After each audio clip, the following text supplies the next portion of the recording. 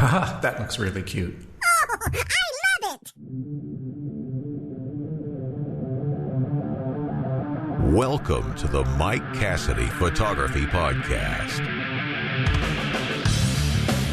Thank you, big voice in the sky. My name is Mike Cassidy, and I'm a boudoir photographer from New Jersey, and this is my show. I get to talk to some of the best photographers in the world to find out how they got started, what sparks their creativity, and what hurdles they've had to overcome to get their businesses going. Along the way, we'll probably have a few laughs, but I'm here to have in-depth conversations about all kinds of things you've always wanted to know from the best out there. So stay tuned, you never know what you may learn.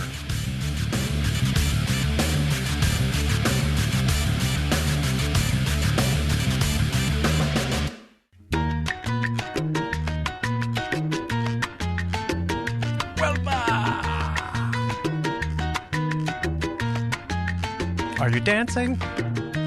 Why not? My name is Michael, and I'm your dancing neighbor.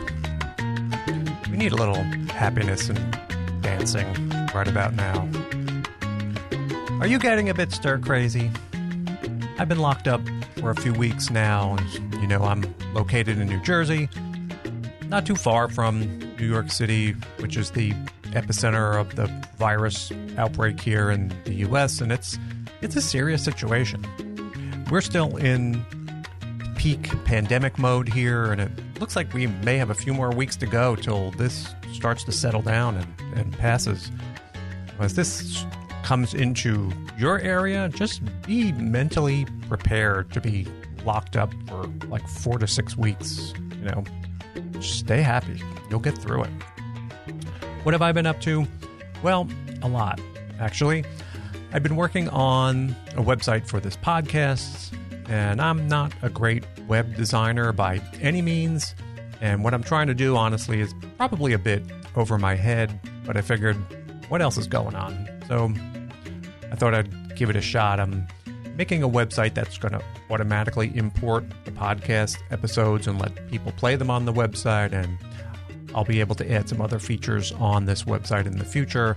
I think ultimately at some point I'm going to have some premium content available, and I wanted to get the groundwork in place to be able to add those features on in the future.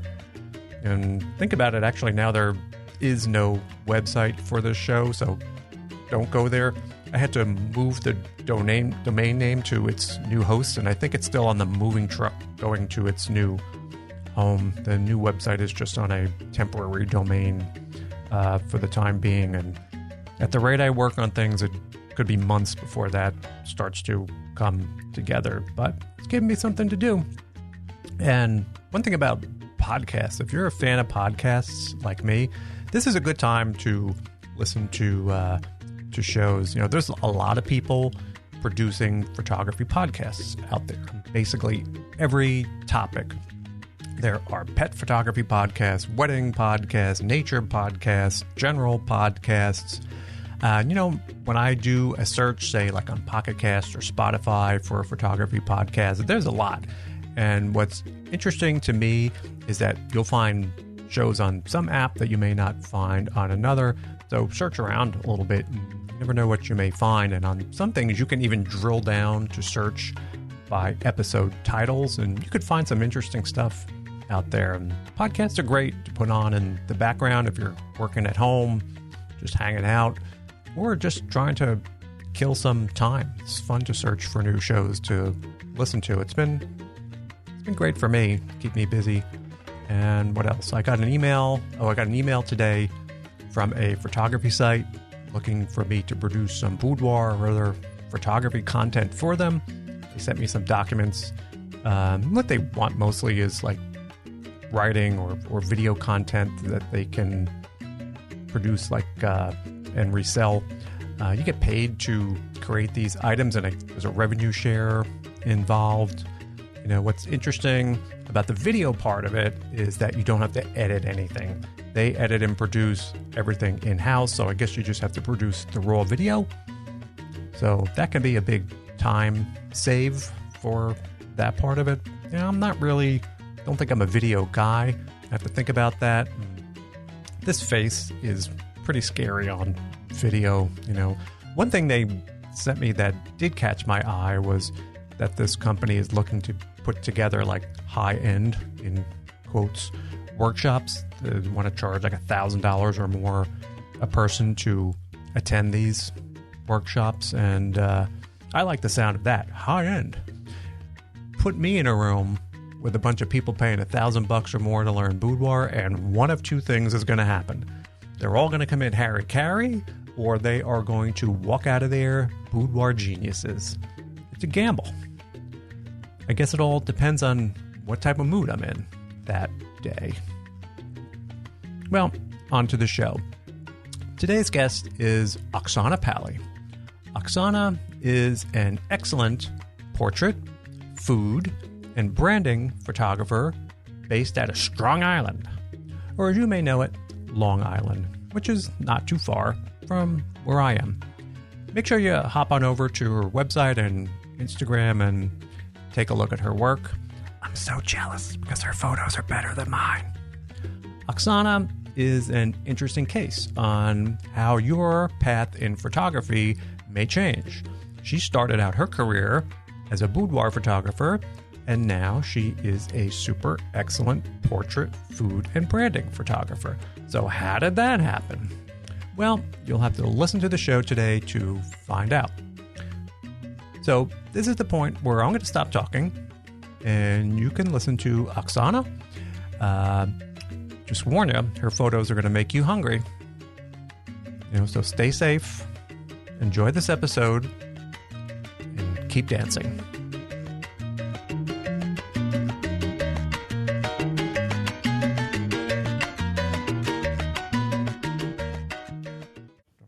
All right, we're live. Oksana's here. She's very nervous. No, she's not very nervous.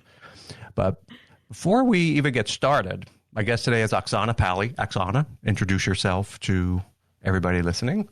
Hi, everyone. My name is Oksana Pali, and I am a portrait and product photographer located on Long Island, New York. New York City, I travel. So that's what I do.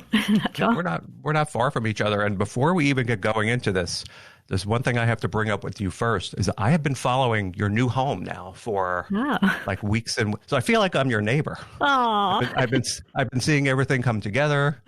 Watching everything like every day, seeing what's coming next. So this has been. I like watching that. Thank you. I was wondering if I was putting too much out there because everybody always wonders if I'm putting too much personal things, too many personal things out, or and I seem to get positive feedback when people like to see what you're doing. Outside of your. I followed you from your studs all the way to your designers and.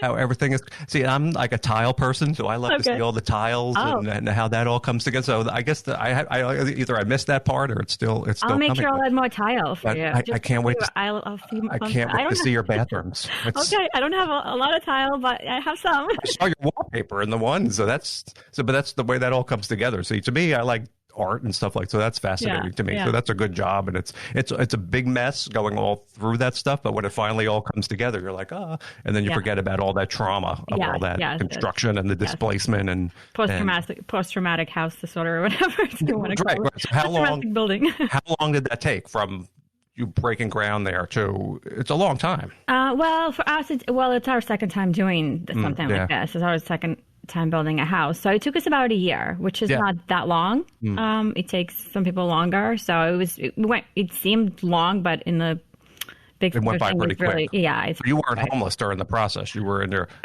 We were in a rental. You were. So that's it's stressful to do that, and then people don't understand how many thousands of decisions go in that, from the little draw pulls to the color of this to the paint colors.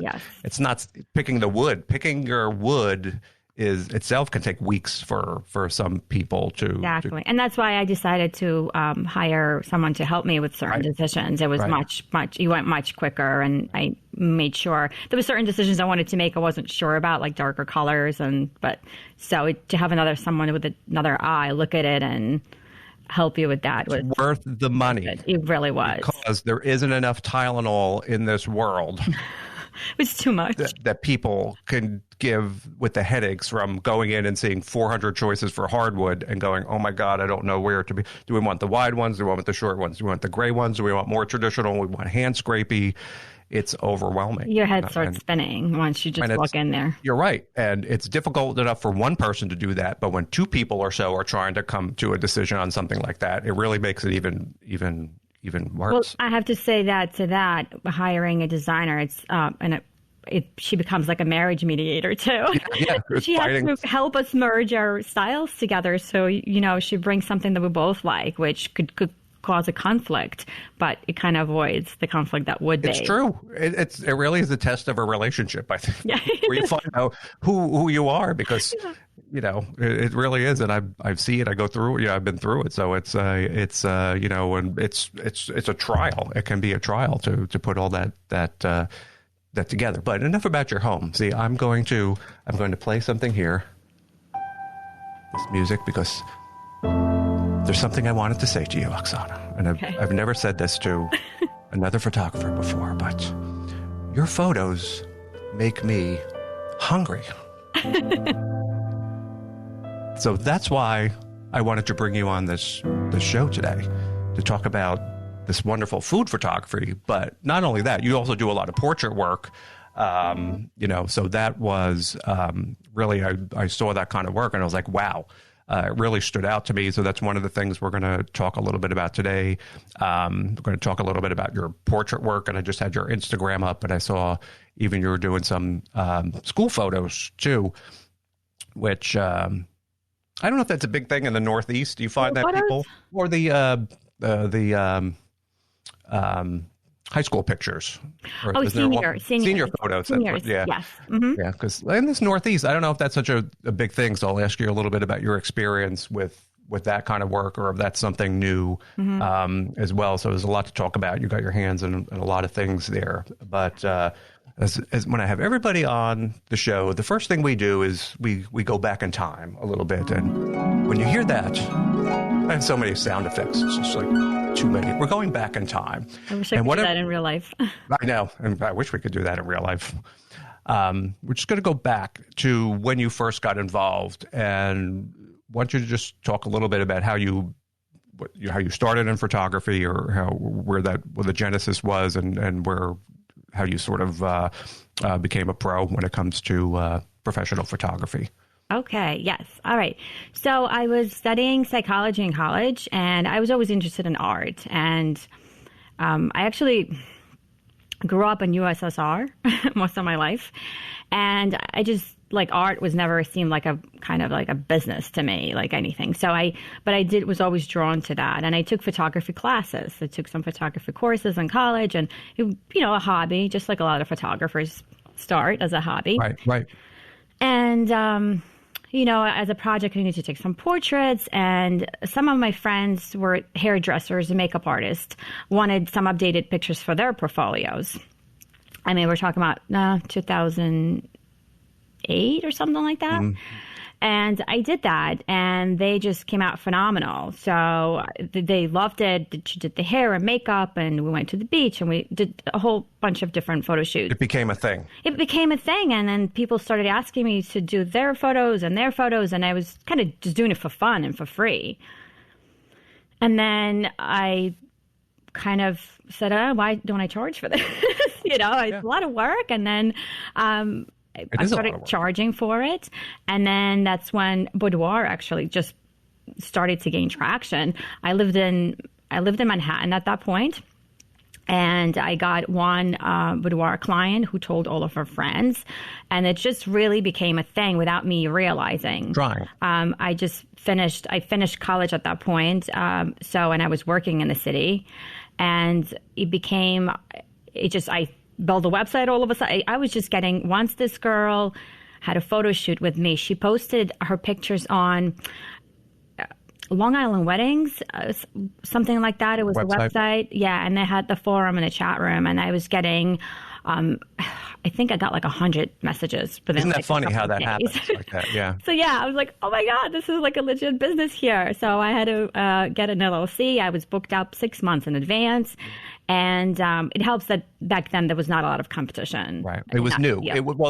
I think that was the beginning of the new resurgence of boudoir photography, because I think it was around for a long time, but it was kind of an underground thing. Yes. Very sketchy kind of a thing. And then at some point it became okay. Right. It became cute. Women were empowering each other and actually posting these images on forums and seeing each other. And I was like, well, I want that for my, for my, mostly it was brides getting married and just kind of, I think, like your business, and they want to give a gift to their fiance. But there's different from all walks of life. So someone lost some weight or different reasons for that.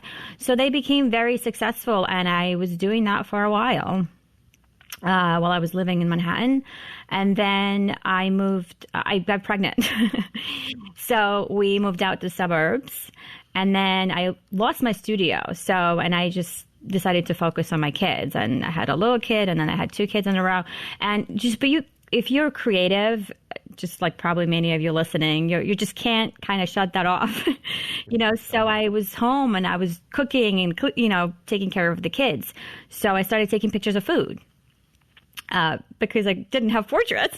So I started taking pictures of food. Because that was what was nearby. Yeah, that's what I was doing. I took pictures of my kids, yes, but they're usually like, infants, and how many of those can you take without driving people, crazy? Baby pictures. Baby pictures. And then I started posting those on Instagram. And that kind of took off. And I said, oh, this is really interesting. Food is, I love food. Everybody loves food. So I started photographing that. And slowly I started getting clients from Instagram. Just from that. Now, let me ask you, you were just like making your lunch and said, boy, this veggie burger looks good. I'm just going to start. Or were you? You've seen my veggie burger picture. That's one of the pictures I had. And I was going to boy, this is.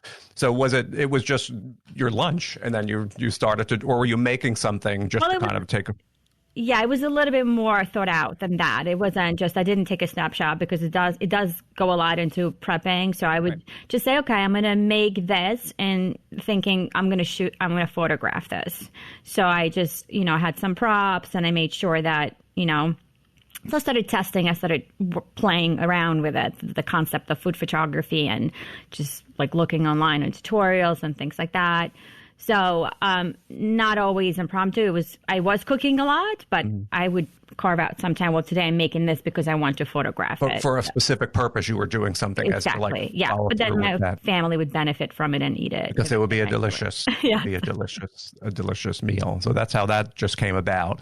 And was there a point where that started to get noticed? And how does that evolve? Does someone just see that and say, oh my God, you need to photograph my donuts and come down to my bakery? Or is there a professional part involved in that for you? Or how did that branch out? Right. So because again, I think when I started, Instagram was just taking off as well. I was one of the few photographers, posting so many images on Instagram, and I started getting inquiries mainly from nutritionists, recipe developers, health coaches, people like that. So they would call me and they would say, well, I have a couple of recipes. Can you photograph them?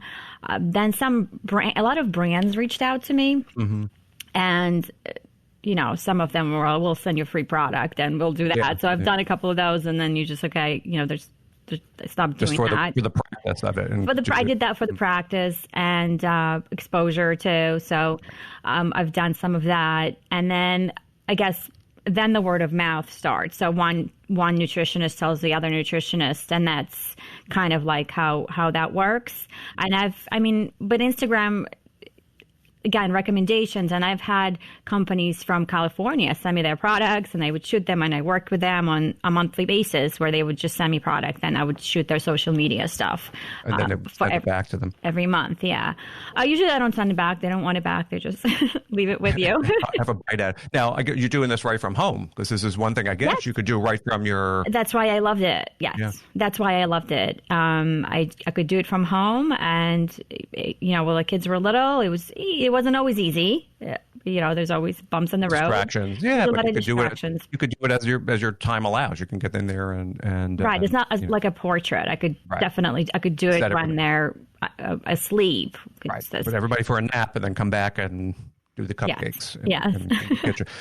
So if I was to approach you, I imagine if I'm a company out in California and I make some cupcakes or energy bars or whatever the case may be, there's probably a lot of rules are the right word, but they say, do they require a shot list, or is there a certain number of things that they say we have to get this, this, and this kind of a shot, or they leave that up to you and just review everything and pick the ones that they like the best? No, I would get a shoot sheet, and they would usually send me images that they like, and they want something similar within a similar image, and they would write notes on it. We want something like this, but with exceptions of, modifications to that shot. We want the white background. We want on this back. Won't you buy these props? They would want specific props if they were launching. Like say there was a drink company that I worked with, so they were launching in a store in Texas. So they want me to photograph it with the Texas flag. So they do give you a lot of direction, but they do give you a little bit of flexibility. This particular company did. They said if you think of something else, and then they would want 12 shots altogether, and that's what I would submit to them. And if they needed to change, sometimes I did have to reshoot certain things. You're dealing with like an art director or somebody in that company, or who is typically your? It was a small company. It was an art director. Just like the owners or the. Yeah, it was one of the owners. It was a small company, so it was one of the owners. Are there a lot of instances or where you thought you did something really well and suddenly they're like, yeah, no, this isn't what we need. Redo this, and this. Is it fairly simple, or is there a lot of back and forth? Or people super particular about the images that they're receiving? It was pretty straightforward because they did send me a visual of what they want. So I listened to them and they send notes. So they were very precise in what they wanted in their direction, so it was easy to execute. The only issues I had, maybe sometimes that was my mistake because I was rushing and I had kids. They had different flavors. Let's say I put the wrong flavor bottle in the shot. There was supposed to be lemon. It was my mistake, so I reshot that. So that was totally my fault, and I would reshoot that. But other than that, in terms of aesthetics or quality, that was never an issue. Mm-hmm. Because I try to do my best and I take my time and with every shot. And they find you mostly through Instagram. These companies would, and that's always curious to me because, like, if I had a drink company in Texas, I guess you're tagging your photos. Are they searching for food photographer, or do they ever mention? She did not find me through Instagram. She was a client of a friend.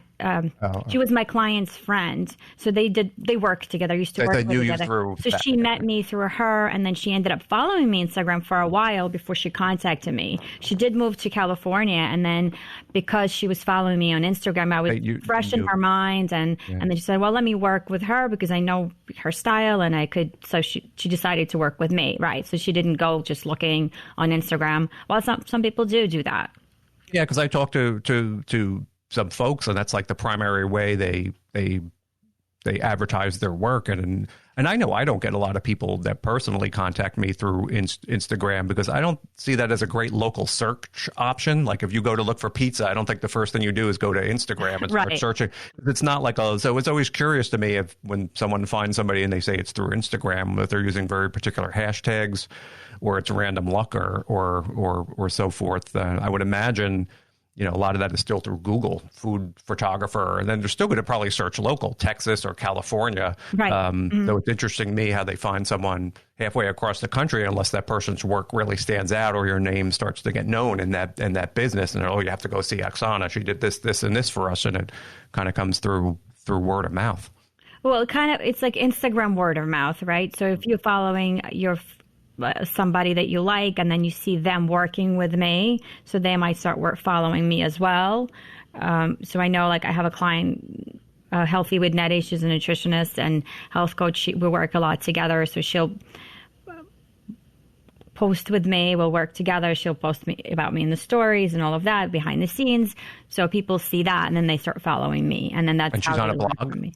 What? It's a blog, or it's a blog, she has a blog, yes, but she's also became very successful on Instagram. Oh, I see. She's a health coach, so people follow her on Instagram, and then if they see stories my photos, and they say, well, she's good enough for her, she's good enough for me, right? So they ask her, who's your photographer? So they'll come to someone they respect on Instagram. So they might ask, who's doing your pictures? And she'll recommend me or whoever she thinks would be do it. Yeah, no, that's interesting how things spread like that. And you're getting these calls, and I guess you ask someone like, how'd you hear about me? And they're like, oh, a friend of a friend of a friend of a friend. So it's interesting how word travels. But not only that, there's a lot of trust in those recommendations from people. So usually when you it's interesting to me always to hear how someone finds me and they say it's like through 3 friends, and I'm like, wow, that they must have done a good job. So getting those kind of recommendations like that is a lot of social proof that you are doing your job, and it's interesting how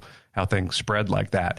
So how has that part of your work evolved now? So are you getting, is that your focus or of what you're doing, or is that area still growing for you as far as the food work? Right. So this is, just to reiterate that is the best referral, I think, the best way, just word of mouth, the best way to get clients. So while I was working with a lot of nutritionists and health coaches and bloggers, I was also, because they need pictures of their food, right, for recipes, but they also need branding photography. So they need pictures of themselves, cooking, action shots, and things like that. So the world is very visual now, right? We all know we're all on social media. And if you have a brand and business, you need to be out there, and people want to see who you are, and just selfies just don't cut it. Right? No one knows how to use lighting or how to take pictures of themselves. So that kind of was becoming bigger for me as well. So people were just saying, well, I don't really need just the food. I just need pictures of me. So then kind of it evolved. I started pivoting a little bit. So it evolved into more branding photography. So I started doing that as well. I started offering that, and I realized how much I miss portrait photography. So I wasn't doing boudoir anymore. And I also, during that time when I was doing food photography, my kids were growing up and they started in elementary school. I became a PTA president for 2 years. Oh, president. So that's part of like why I was just not offering boudoir anymore. I just felt like I can't. Right. With the kids. It was a little bit conflicting too. Yeah. Like I felt like it was a little bit limiting of what I could post. And so I started mostly branding photography and product photography. So, and I fell in love with it, I have to say, working with brands and helping them. Just with one of my clients, for example, Netta, so she started with a couple of thousand followers, and we worked together for the last 5 years. So every 3 or so months, I'll shoot her recipes. We'll do some branding shots for her cooking and action shots. And she just has blossomed on the internet. She's got over 70,000 followers, I think. That's a lot of people. Yeah. And then she has her little tribe, but that people respect her, but just things like that, watching people's businesses grow and being a part of that, helping them. So it was just evolving. They would call me and ask me just for a headshot, and then I will ask them a serious question. Well, what is the final goal? What are you trying to accomplish? What kind of shots do you really need? Are there for Facebook header, LinkedIn, Instagram? Do you need like behind the scenes shots? And they're like, oh, I didn't even think of that. So you give them these ideas, which become like a total branding then. So it's more, people don't even realize they need all that to grow their business too. In this day, yeah, especially if they're online. That's important now for the people who want to be influencers or whatever they choose to do. And it's a growing field. And, this idea of branding photography is something that has popped up over the past couple of years, and you tend to see it more and more. And so that's your definition of it, I think, is helping somebody grow their business, in terms of not just their themselves, but also they're part of whatever they're promoting, whether it be fitness or cooking. It kind of brings everything all together. It's not just the photos of the person. You try to combine everything. Story. Yes, it's telling their story. It's their business story, showing their why they're doing it, and showing their authentic personality through that. Because a headshot's just a headshot. I think we're now past that. People really want to see who you are, and they want to see visuals. They want you to see when they find out about your business. Where do they go? They go on your website. They go online, and what do they see? They want to see you look professional. They want you to look smart. They want you to see like you know what you're doing. So, but they will also want to see you as an approachable person. They want to see a friendly face, and they want to kind of feel the connection with you. So I try to go over all these points, hit all these points before the photo shoot, explain to people what to wear and how to create these images that. Yeah. So that's an interesting question. So how does, someone, when you get that first email or text message or DM from somebody who says, hey, I've seen this work, and what's the process that you have from walking them from the beginning of that through the photo? What comes before that? I guess you have to find a lot about what they're doing and getting them to that goal, the ultimate point of expressing themselves in the best possible way that they can. Yeah, the most important thing for me is to get them on the phone. Right, because everybody just tries to email everything, and and I do have pre-done PDFs, and I actually have a questionnaire for them that I make them fill out. So I get them on the phone, and I ask them lots of things about their business and what they want to accomplish with these images and with this photo shoot. We go over that. Then I make them do some homework. So they fill out this questionnaire. So I would ask them what they, let's say, what are the 5 different brands that they aspire to? What is their competition? What do they want to look ideals, like? Right. We don't want to copy, but what do you like about this brand or that brand? So they answer that. Then also I make them create a Pinterest board. So which they invite me to, so then I could see their vision, because you could describe one thing and you could have it in your head, but I could have another image in my head. So, no, that's very helpful. Yeah, because they can you can see exactly kind of what they're aspiring to do. We could be on the same page. So I know what they're looking for. I know what they like. I know if they put a lot of pictures that are outside in front of a cafe, I know that's what they want. Or I'm paying attention to what common theme is. I know what colors that they're using. What colors is your brand? Do you have brand colors? So all of that. And my client just said to me recently, we were going over, she's getting her branding. She's like, wow, you're like really helping me brand myself. Like, you're a branding expert. I'm like, no, I'm not. But it's just kind of. No, you are. See, this is another thing that you just taking less time out of your life, and you're going to be doing this more. So it gets very involved. Yeah. And I try to help them, and I truly do enjoy it. And I like helping them grow their businesses. It excites me. It's inspiring for me. And this is where it's been lately. So I do offer, I used to be kind of like more of a niche. So, right, it was just food photography, it was just boudoir photography. But I think branding and product kind of interconnected. So you could do a branding, but they might have a product. So I could photograph them, and I could photograph their product. Right. When the perfect, or the idea there is to like health or fitness people, right. Because they can do gym work, or they can also be diet conscious and so forth. If they're trying to be like a trainer or something like that, it's multifaceted. It's involved. Mm-hmm. There's a lot going on. Yes. With something like that. But I guess the one thing, getting back into the portrait side, that brings in those geographic limitations again, too, because I'm guessing you typically need to work with people within a certain radius of where you are, because you're going to physically have to meet up with them unless they're paying to fly you to California or wherever they are. So as far as the actual photo shoot, is that becoming more complicated? Is there more things to consider, or scenes involved, or you have to get to certain locations? Does it get more involved when you're dealing with branding with somebody? You have to create, like if they're a cook, you actually have to be in a kitchen, I guess, photographing them somewhere. So where do you find a location, or are you working at these people's homes? I do offer them my kitchen. Okay. So I do that. Some of my clients that I come see every 3 or so months in the city, she's in Manhattan. She has a beautiful kitchen, so I photograph her in her space. So I just bring my lighting there, and we spend the whole day photographing food and her. So we'll do it there. Sometimes if it's a nutritionist that I had them come in, and I explain it to them, I say, well, I have a studio, and I could set up a table, and I could put like fruit and things like that. So we do like a makeshift setup. Like, it doesn't have to look like a kitchen. It could just be some food around. So she doesn't need to be cooking. She's a nutritionist. She explains it to people. So I would create a little bit of a set for that. Yeah, that's another complication. That does become involved. Like I said a moment ago.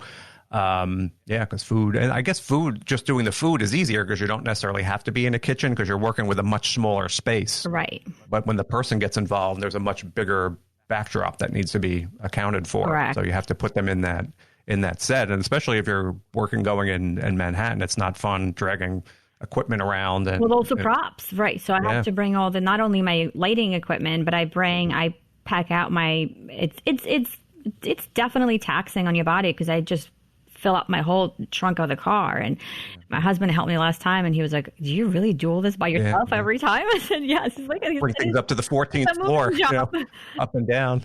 You got to charge like high-rise charges when they're." Well, yes, and you have to get it out of the car into the cart, and then into the elevator, and out into the apartment, and then pack it up again and do it the reverse. So. And for people not in our area, we know that parking in Manhattan is not fun. It's not like you could just pull up in front of a building and there's a parking spot there and you can unload your car. Parking presents a challenge sometimes depending on where you're going. So what I try to do though, those shoots, I do try to do start early Saturday or Sunday. I try to do where there's no traffic, and I come in. Probably drive. It takes me about 40 minutes to get into the city, 35, 40 minutes at that time.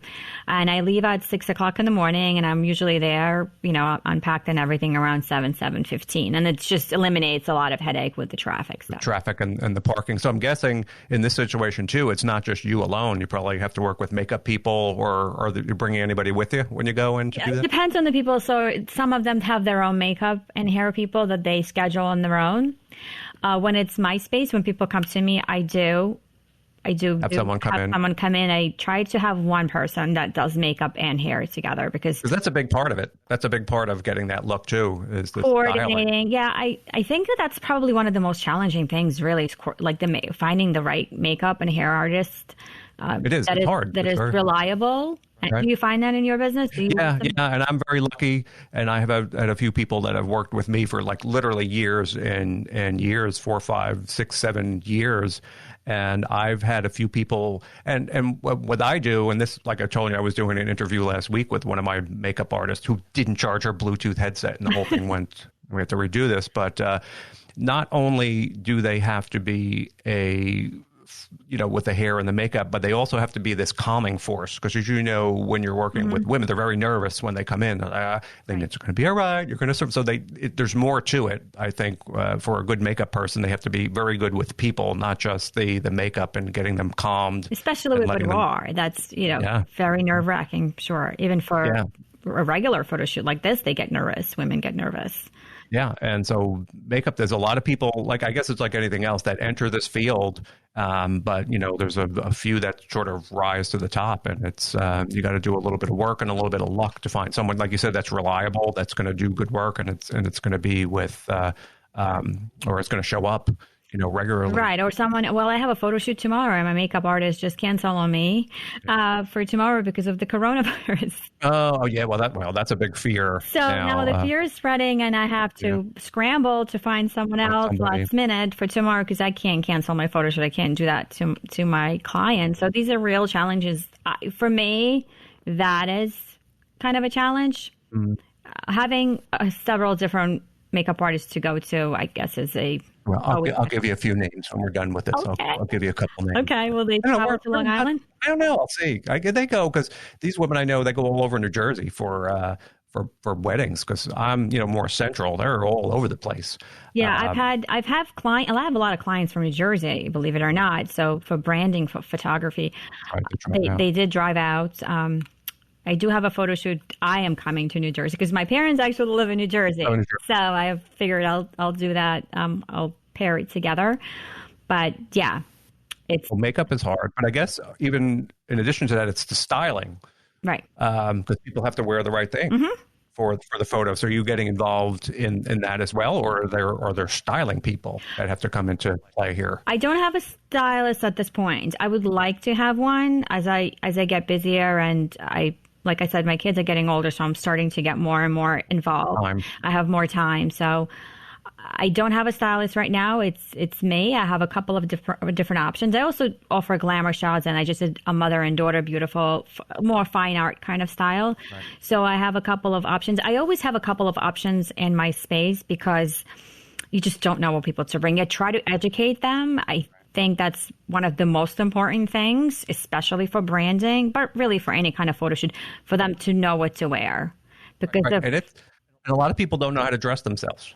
Right. Or for photography. So for example, like, so people for headshots, they think, okay, well, the button down, like a silk button down will look beautiful, which it does in real life, but it does not look good in photos because it adds bulk around the waist. It's beautiful in real life, but you need something form fitting. So educating them before the photo shoot of what to wear is a big deal. I have a PDF about that. So I send them a PDF prior to the photo shoot that touches up on it a little bit about the color, what colors to pick, and what looks better in front of the camera, and I tell them just to overpack. I'm like, you're probably the only time you can hear it. And changing clothes is quick.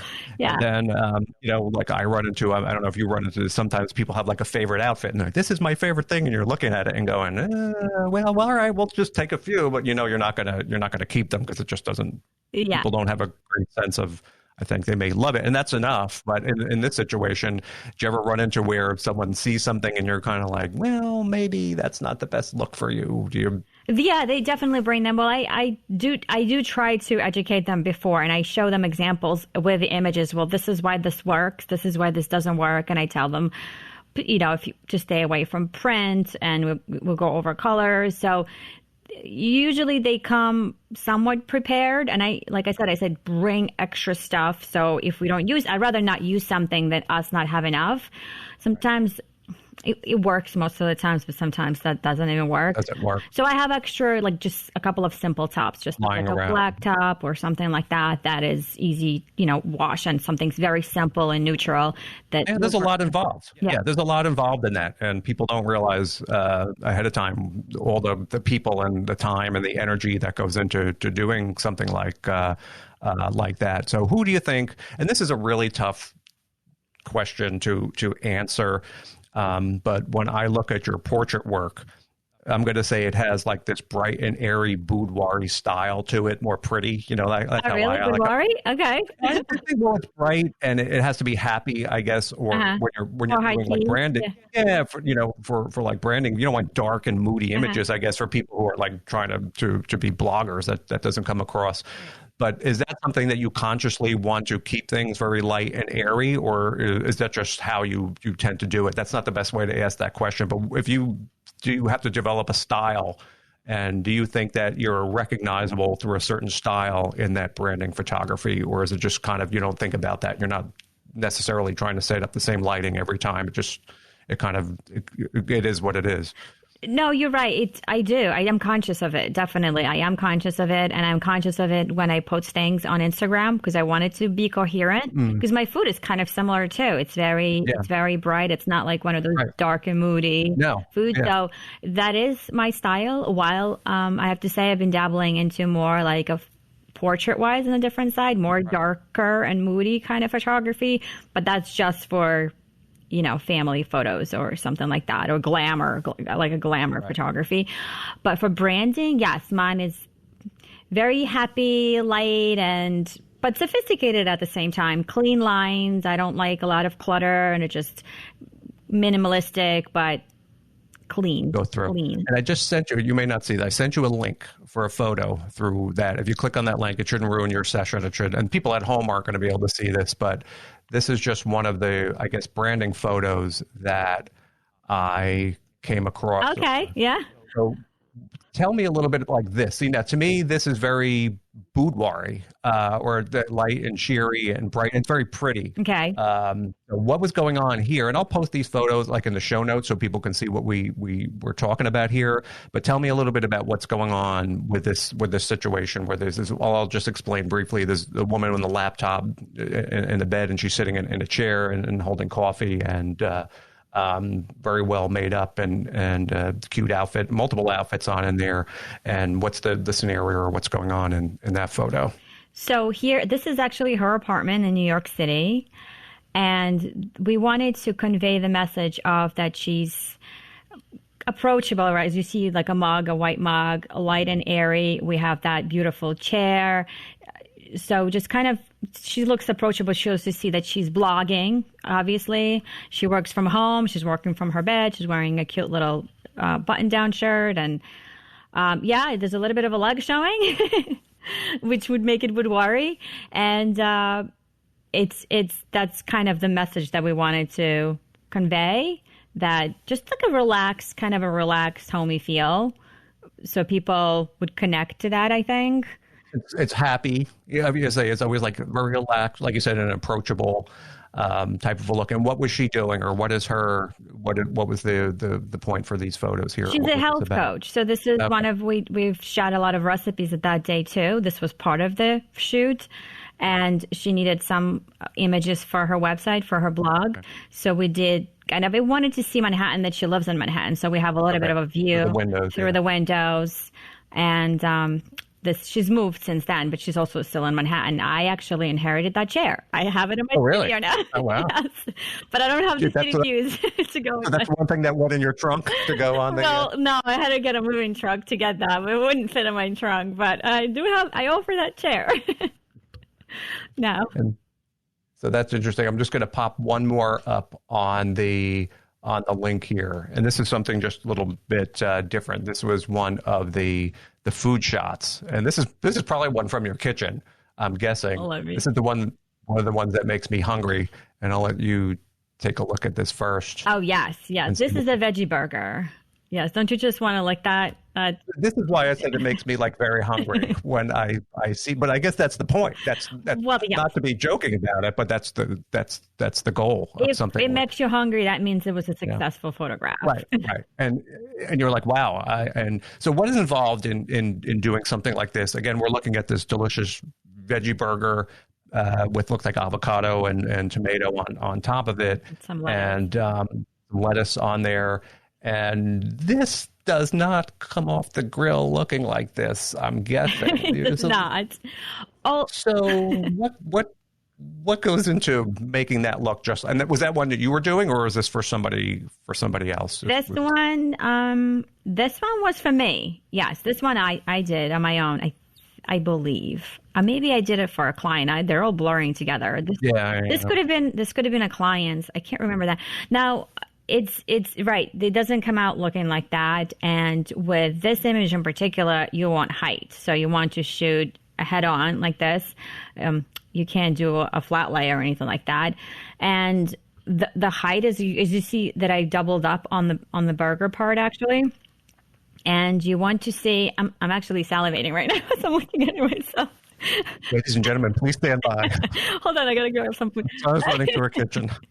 I'm gonna whip that up quick. No, so and then also you have to make sure that the sauce is dripping and that doesn't happen like that. So are you at this point where you have like syringes and you're squirting like we have to squirt it. Yeah, we have to squirt it. But I have to say, everything in the images I shoot, 99% is all authentic. So the trend now with all the bloggers and chefs, recipe developers, is really to make the photograph look as close as possible. So if the person does make it, you're not like, oh, well, this looks completely different than what it is.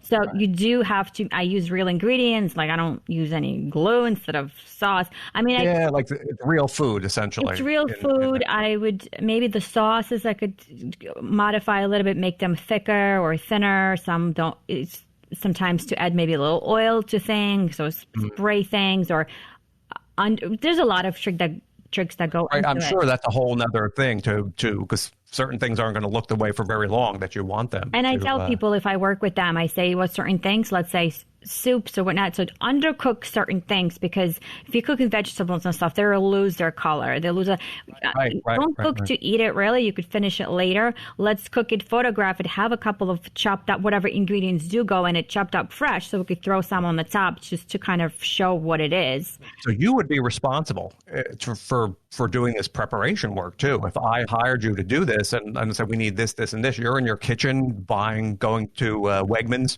trying to get the best looking lettuce. No. Well, it really depends on the job and the client. So if the client has a bigger budget and it's like, let's say it's for a magazine or something, because I've worked with other food photographers that shoot for magazines and stuff. They have a food stylist come in and do all of that. Oh, so they're taking care of that. There's a food stylist that there's food stylists. There's also prop stylists on top of that. So this is so involved. Yes, it's very complicated, and just for a burger. Just for a burger, and so I've done a lot of styling, so I could do that, and I do have a lot of props. So I kind of, for me, maybe for a blog, because they don't have that budget. So Right. I could offer all of those things at once because they can't afford hiring I guess in Manhattan there are food stylists. Oh yes, it's a job. Yeah, it's a job. There's a job as an ice cream scooper. I've worked with to get perfect fringy round. Oh really? The scoop, that perfect scoop. They have custom made scoops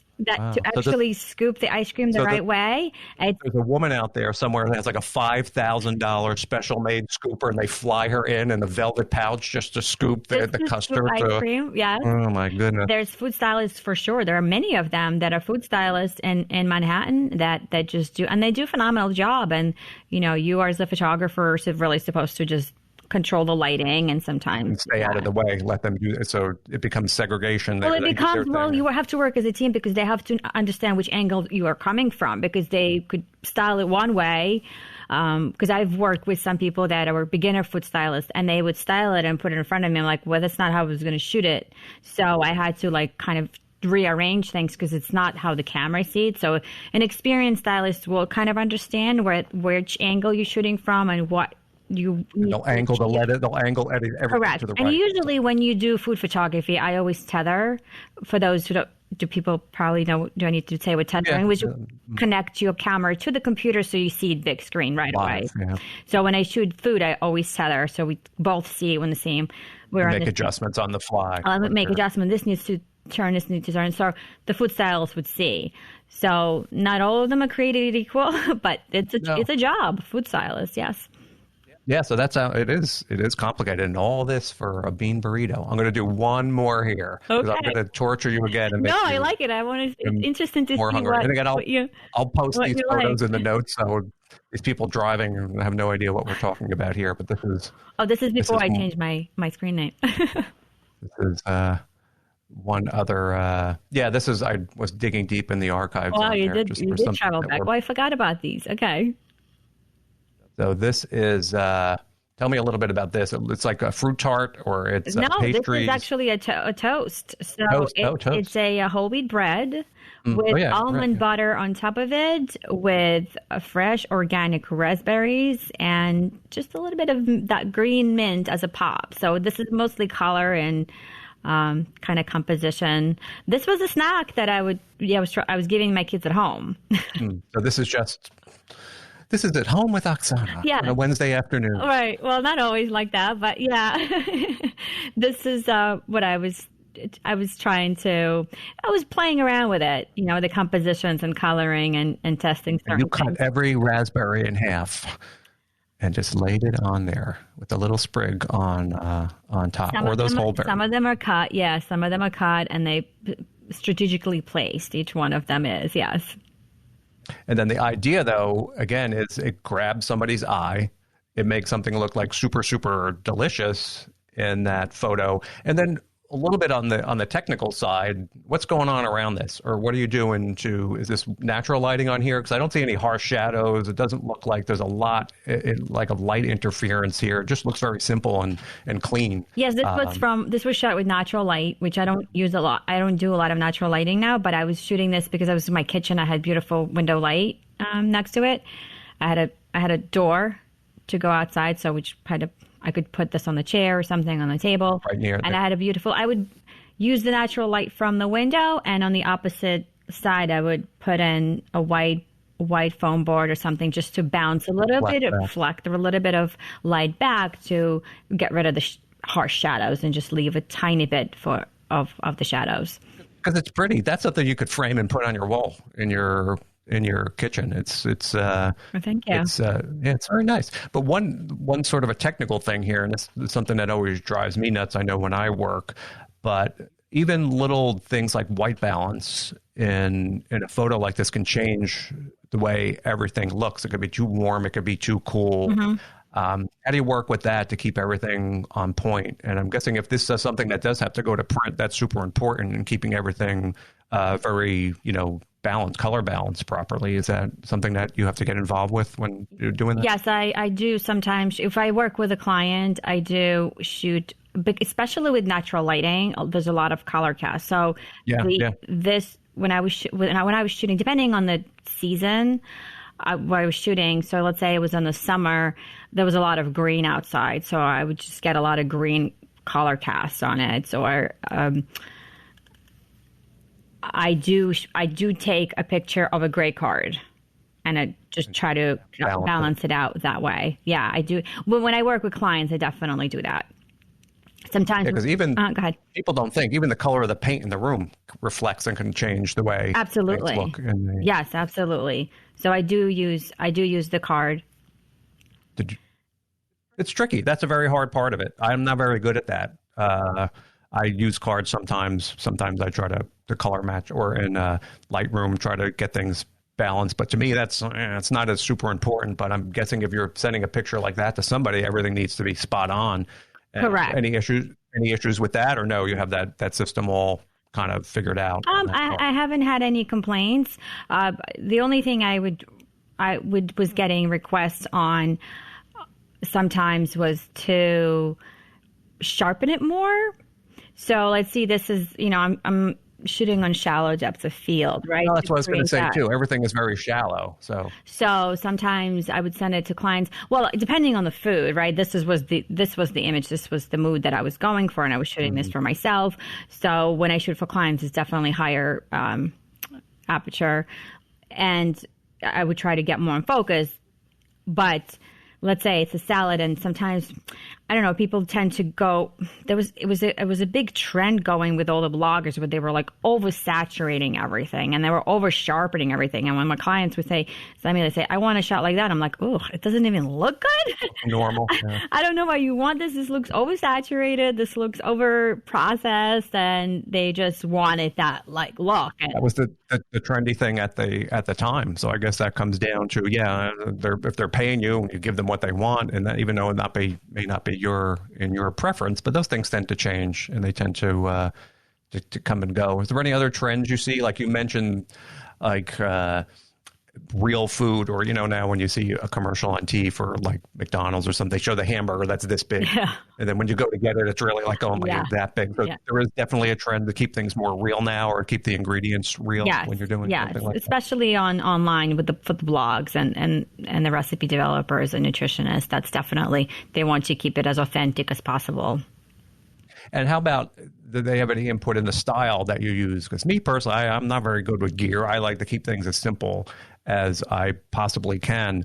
And you mentioned some of these are natural light, but when there's a situation where it's not natural light and you're indoors, getting that look is hard, that bright and airy kind of feel. What kind of lighting setup do you use, or does it depend on the situation? For food? Yeah. I bring my soft boxes with me. So I have a rectangular softbox, which replicates the window, really. So I find that easier now. I've done a lot of, once you start using strobes, it just, you get used to it, and there's just so much more light control. And once you know how to use it, you could work in different situations. I find it harder now not harder, but more inconvenient to use natural lighting, because there's constantly, it constantly changes. There's a cloud goes by and I have to adjust my shutter speed. I have to adjust this, or even your white balance changes, all of that changes. But once I set my strobes a certain way and I have the light backdrop,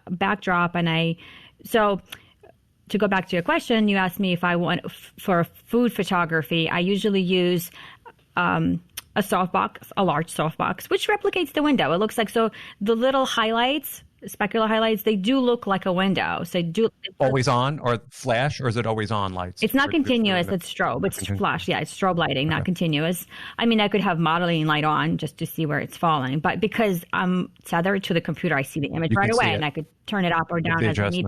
And I either use a reflector white card or silver card if it needs more reflection on the other side, or I put like a smaller softbox on the opposite side to fill in the harsh shadows. It really depends what kind of look I'm going for. There's more control, and I guess once you get that figured out, you kind of know your basic setup and everything that needs to go with that, and you can fine tune it from there. And let me tell you, I learned the hard way, because I did one of those hard photo shoots where I had to pack up my trunk and I brought all my lighting and I logged everything up, and I was shooting and I forgot to bring my cord for the light to plug in the strobe lighting. I just left it at home. I mean, it can happen. With all the equipment, and I mean, I have a list of bring everything, and usually the cord it must have fell off when I was putting in the trunk, so I couldn't get it anywhere at that point. It was B&H was closed. I think they closed on Saturday, Sundays. Yeah. So I couldn't run to B&H, and I didn't want to waste a whole hour. And we were just like, I said, all right, I'm just going to shoot with natural light. Find a window. Like I used to. So, and I remember that day, and I was like, I can't, well, this is tough once you get used to your certain routine. And yeah, it's hard to break it. But you're right. That makes sense using that because it's more controlled. You can get an exact outcome. If a cloud comes by, it's going to change everything. So in that situation, unless they ask for, I guess, natural light. She doesn't care. They don't really care. They just want beautiful pictures. They don't care how you accomplish it. To them, she didn't seem fazed by it at all.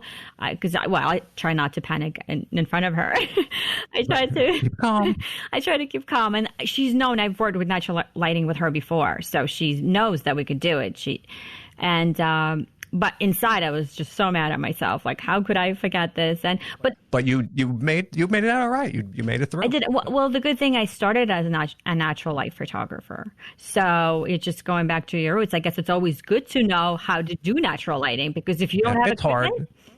Yeah. No, and CMI, what I used to do is, first of all, I just hate lugging things around. But secondly, I think it always just got in the way, especially if you're working with a woman. Hold on, I got to move this light, and hold on, it just gets in the way to me, and big things going off in somebody's face. And sometimes I do have one little, forever, all I used was a speed light. I would set it, and I would use a little bit if it was cloudy or something like that. Now I went for broke and got one of these $200 or $300 mini strobes that has like a battery in it. It comes from Adorama. I forget what it's called. Evolve 200 or something. It's a tiny, one step up from a flash. And I just want to keep that gear to a minimum, because I think it just gets in the way when you're working with somebody, and when you're with the women, you just want to have you and them. I don't think that all that gear gets in the way. So I kind of eliminated that. I used to store it more, and then I don't really need this, and I don't really need this. So I just prefer to keep it simpler, but that's just me, and that's just the way I tend to work in natural light. Yeah, and I do have something with me, like I said, on a cloudy day, just to have a little bit of a fill light, but I don't like cords. No, it's just like a flash, and I have a very kind of I don't bring soft boxes or stuff like that. It has this I don't know what you call, like a globe head. You just put it on. It's like a flash bulb kind of, or a strobe kind of a head, and it's just like a diffuser that goes on there. Yeah, just a real soft kind of a fill light. Just because I like, again, simple, pretty, sort of like a natural type of a look. I'm not one of those people that photographs a lot of harsh shadows. I'm not one of those dark kind of photographers. So to me, it just keeps bright and cute kind of a work. Photography is beautiful. Well, thank you. I'm very self-conscious about that. No, it's beautiful. Not very good taking praise, but I'm always working. I still, at this point, when I work with somebody, I come home, and when I'm looking at that, I'm like, what could I have done better? What could I have improved, or how could I have moved her this way or this way? And then really, that's how crazy I am. And I'll make the notes the next time I'll do this and this and this. And I'm still always trying to add more poses into my work. But it's this never ending thing to try to become the best at whatever it is that you do. And that's just how I operate. But you're always evolving. That's how you learn. Practice, not theory. You could watch someone else do it, but unless you do it and perfect it, you're never gonna. And I just, you always have your points where, like, oh, am I good enough? Or, well, I go through that too. Where is my photography good enough? And we always self-doubt. I could have done this better. I could have done that better. And you'll always be evolving. I mean, when I look, I just was cleaning out my stuff, and I pulled out my old external hard drive, and I looked at some of those boudoir pictures in 2008, and I was like, oh my God, I can't believe people bought that. And that's another thing I always talk about with people, because I do talk to a lot of boudoir photographers. Like, do you remember your first session, and how bad was it? Because I think everybody... you just don't get to that point of where everything looks good. There's always, and what people don't think, everyone starts somewhere, and there's always those first sessions that weren't the best, and you kind of work your way through it. And I think the idea is you always have to keep working to get better. And I think the the biggest misconception in photography, no matter what you do, and you see this online, you see this everywhere, is people think it's so simple. It's like you go to Adorama, you buy a camera, you get a website, and now you're a pro. And there's anything further from the truth than that. And I have sometimes people messaging me about becoming like a professional full-time photographer. And I say, it's about as easy as becoming a professional full-time guitarist. Like, how many people do you know make a living with a guitar in a rock band? It's not like you can go to a Guitar Center, say, I want the same model as Eddie Van Halen, and the people are going to start attacking you to get you to join their band. It doesn't work that way. And I think that's the one big misconception in photography is there's this message out there that that's exactly how it works, and there's anything further from the truth. And I'm guessing you can back me up there. I could back you up, and I could add to that, because I think not only that you have to be so good at your skill that you do, right? You have to be a great photographer, which takes practice and practice and practice. But you also have to be a business person. So that's the people that I think that's the part people don't realize, that how much admin stuff that goes into it. And you have to market yourself, you have to answer emails, you have to do the tax. It's just like any other business. So you have to wear that hat on top of it. So it's not just like, oh, I'm going to go and be creative. Some of my friends just say to me always, like, I'll get DMs or messages from them like, oh my God, I want your job. Like your job looks so fabulous, looks so amazing. Like, you don't know the behind the scenes of it. You don't know the makeup artist canceling. You don't know like or the client canceling or it's just, there's just so much more that goes into it. The correspondence and the educating people.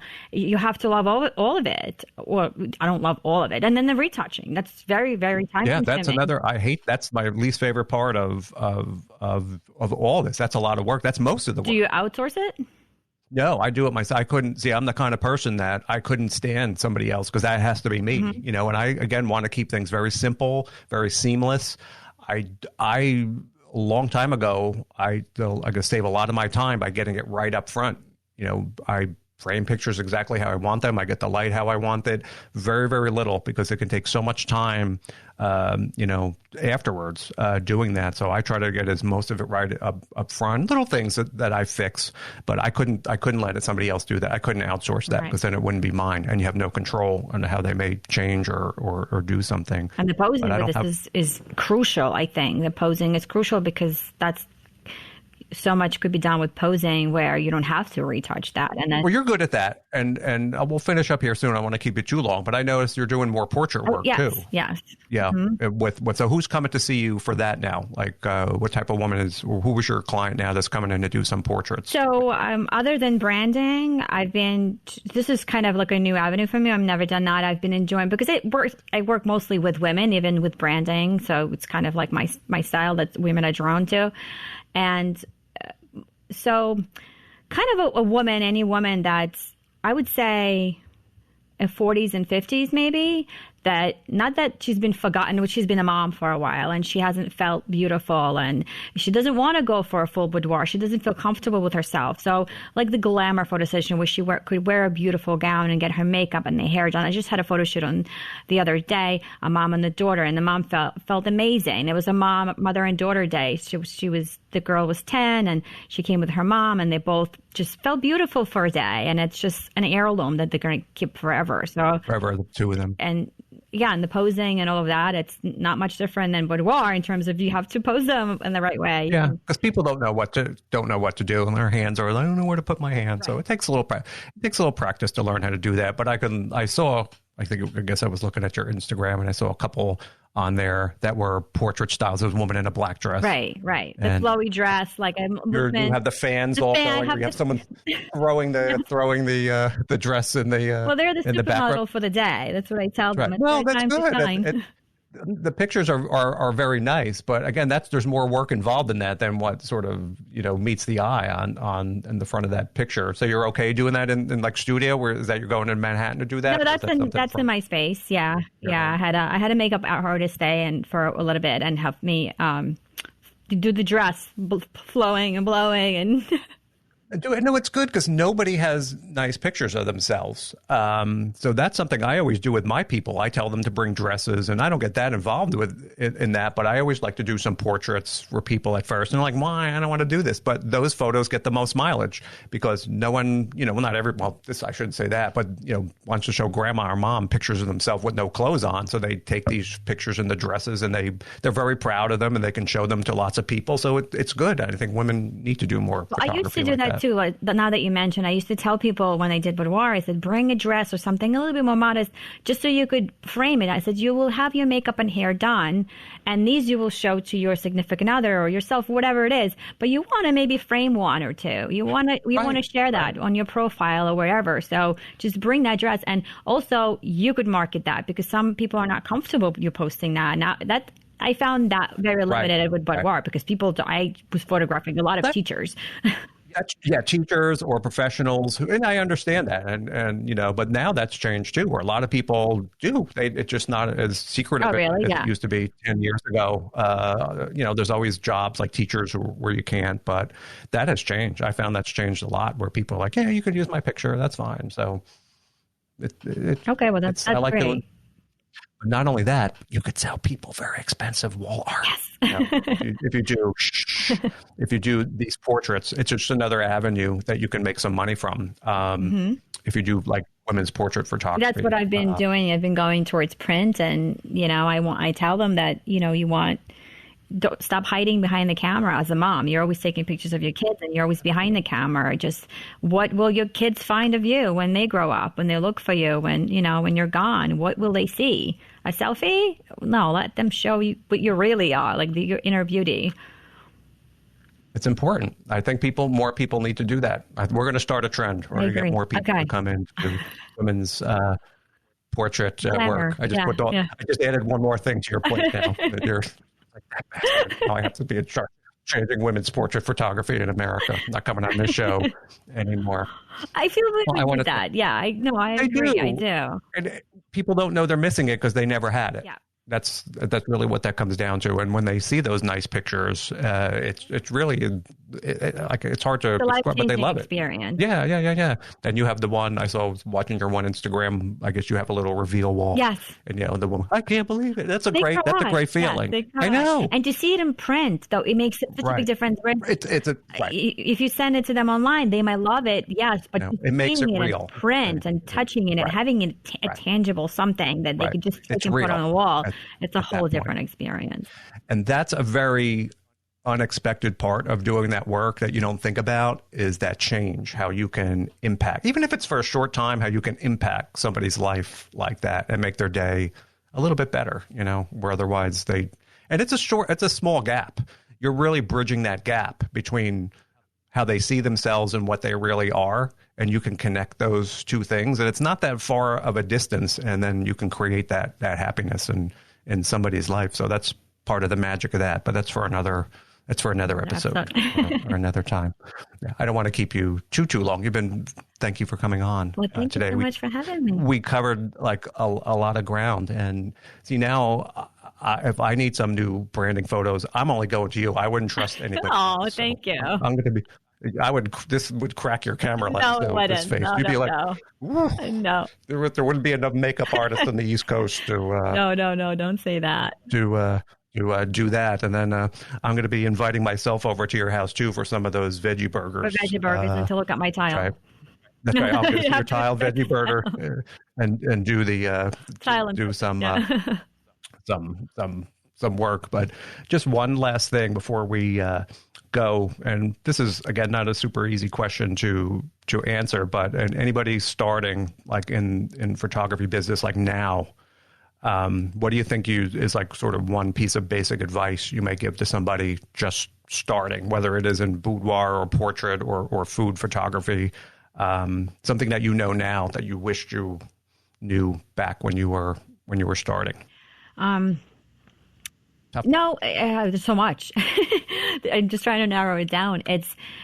I would say, don't overwhelm yourself with a lot of gear. A lot of people just go out and start buying and thinking that it's going to improve their craft. I didn't start buying strobe lighting, and for a while I was a natural light shooter. I would say stay consistent and don't give up. Like, your work will get better. We get excited. We get like one good shot, and then we think we're great. And then the next day we're so hard on ourselves, and it's kind of like an up and down road. I would say consistency is the most important thing. And I have to remind myself of that I have to be more consistent on social media. But even with your work, just be consistent. And if you just ask your friends, ask your family, and shoot whoever you can. Just get as much practice as you want, and then the work eventually will come. Once you get better, people will take care of itself. It will take care of itself. Just don't. Yeah, just keep going. Just don't give up. I think that's. I've slowed down many times before. Well, kids or this or that, and I just kind of stopped myself. I feel like I would have been much further along than I am if I didn't continuously. Like I would put myself on the pause for 2 years as I was doing a PTA president. You need a break sometimes. But then I felt like I was starting from scratch again. So just keep going and do at least a little bit, at least a little bit on a consistent basis. Right. So practice makes perfect. Yes. Don't give up. Practice makes progress. That's what one of my kids told me the other day. Words of advice. Oh, there you go. He said, not perfect, practice makes progress. I was like, know what? You got me on that, because it's not about perfection. It's about for progress and movement. Words to live by from Oksana Pali.